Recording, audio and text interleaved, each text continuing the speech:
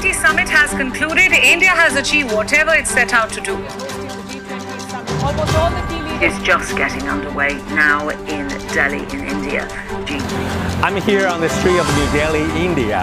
नमस्कार दोस्तों, G20 summit इस बार भारत ने ऑर्गेनाइज किया था जो सक्सेसफुली हो गया है। बट आप लोगों को क्या ये पता है इस G20 समिट में क्या क्या डिसीजन लिया गया है, इस G20 समिट का रिजल्ट क्या है और इस समिट से हम लोगों को क्या फ़ायदा होगा।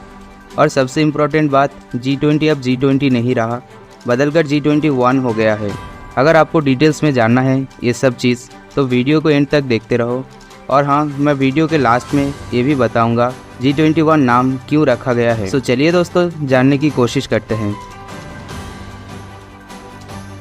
साल 1997 की Asian financial crisis south Korea, Indonesia, Thailand की देशों में इस समय भयंकर फाइनेंशियल क्राइसिस हुआ था।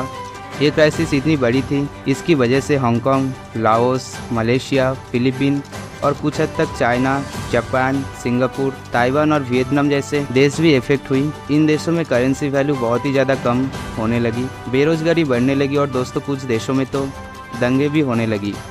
फिर इसके अगले साल 1998 में भी इन देशों की हालत कुछ खास बदला नहीं। ये सब देखकर 26 सितंबर साल 1999 को G7 की फाइनेंस मिनिस्टरों ने बैठकर ये सोचा, एक देश पर फाइनेंशियल क्राइसिस होता है तो इससे और देशों में भी काफ़ी ज़्यादा प्रभाव पड़ता है। अगर हमें दुनिया में इकोनॉमिकल स्टेबिलिटी लाना है और भारी नुकसानों से दुनिया को बचाना है तो हमें एक साथ बैठकर एक्शन प्लान करना पड़ेगा।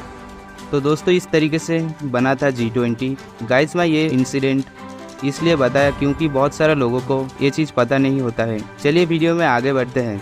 साल 2008 के बाद से हर साल G20 की समिट हुई है। हर साल अलग अलग देशों में ये समिट होता है। साल 2022 में ये समिट इंडोनेशिया में हुआ था, 2023 में भारत में हुआ है और 2024 को ब्राज़ील में होगा।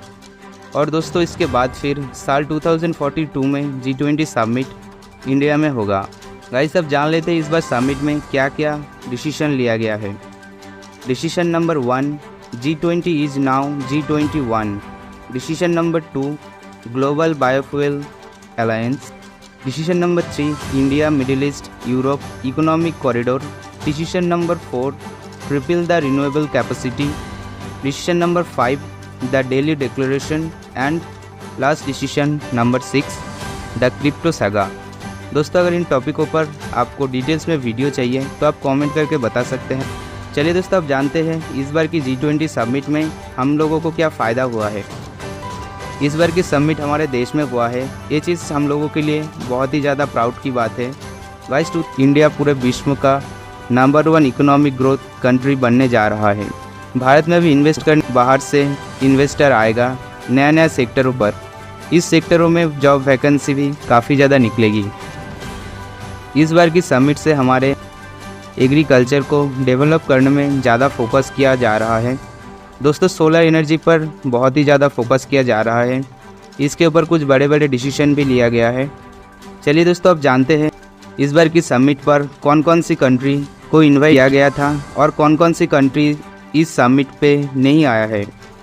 दोस्तों G20 समिट पर स्पेन के पास परमानेंट इनविटेशन है। इसके अलावा भारत ने इस बार और 9 कंट्री को भी इनवाइट किया था। आइए जानते हैं कौन सी है वो 9 कंट्री जिन्हें भारत ने इस बार की समिट में इनवाइट किया था। Mauritius, Netherlands, Nigeria, Oman, Singapore, Spain, UAE, Bangladesh और इजिप्ट। इसके अलावा कुछ और इंस्टीट्यूट को भी इनवाइट किया गया था जैसे United nation, WHO, WTO, IMF और एशियन की।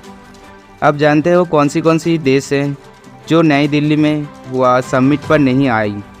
चाइनीज़ प्रेसिडेंट शी जिनपिंग और रशिया का प्रेसिडेंट व्लादिमीर पुतिन भी नहीं अटेंड किया इस समिट को।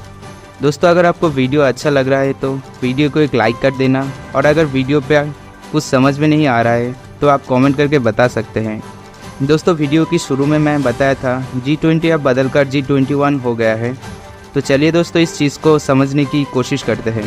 दोस्तों G20 में 9 कंट्री और इसके अलावा एक यूरोपियन यूनियन भी था।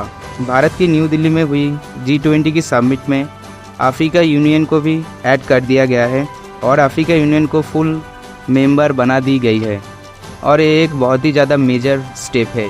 गाइस, आज का वीडियो यहाँ तक ही था। आशा करता हूँ आपको टॉपिक समझ में आया है। दोस्तों, वीडियो के अंत में एक छोटी सी रिक्वेस्ट है, अगर आपको मेरा वीडियो अच्छा लगता है तो चैनल को सब्सक्राइब करके आप मुझे सपोर्ट कर सकते हैं। चलिए मिलते हैं एक नई वीडियो में, तब तक के लिए जय हिंद, वंदे मातरम।